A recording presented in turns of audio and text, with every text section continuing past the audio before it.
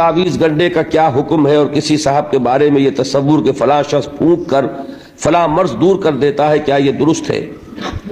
میرے نزدیک تو یہ عقیدہ بھی کہ فلاں دوا سے فلاں مرض دور ہو جاتا ہے، یہ بھی غلط ہے۔ ہم ان چیزوں کو ذرائع کے درجے میں رکھ کر استعمال کریں اور شفا اللہ کے ہاتھ میں سمجھیں، یہ ہے ایمان کا تقاضا۔ بہتر سے بہتر دوا بھی شفا نہیں بخش سکتی جب تک کہ اللہ کا اذن نہ ہو، اور اللہ تعالیٰ شفا دے سکتا ہے بغیر کسی ذریعے کے، اس کا اختیار مطلق ہے۔ یہ تو ہے ایمان کی بات۔ باقی ذرائع میں اگر کوئی جھاڑ پھونک میں کوئی مشرکانہ کلمات نہ ہو، کوئی غلط چیز نہ ہو، بلکہ کوئی آیات قرآنیہ کے ذریعے سے ہو رہا ہو، تو اس کو حرام کوئی نہیں کہہ سکتا۔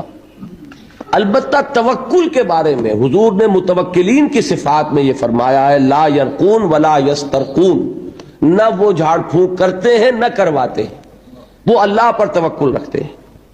دوا کا جہاں تک معاملہ ہے، دوا ہے سنت، دوا کرنا سنت ہے، لہذا دوا جو ہے عام جو یعنی طبیب کی دوا، ڈاکٹر کی دوا، وہ علیحدہ شے ہو جائے گی۔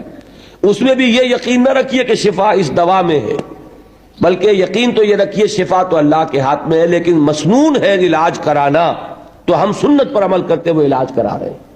لیکن چونکہ جھاڑ پھونک کرانا حضور سے ثابت نہیں، لہذا وہ جھاڑ پھونک جو ہے وہ تو اس زمرے میں نہیں آئے گا۔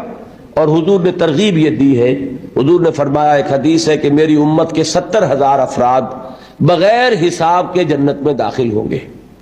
یہ کون ہوں گے پوچھا گیا، آپ نے فرمایا یہ متوکلون ہوں گے، جو اللہ پر توکل رکھتے ہیں۔ پھر پوچھا گیا کہ متوکلون کون ہے، تو ان کی صفات میں حضور نے فرمایا یہ بھی ہے کہ وہ نہ لا یرقون ولا یسترقون، نہ وہ کہیں جھاڑ پھونک کرتے ہیں نہ کرواتے ہیں۔ تو یہ چیز اس سے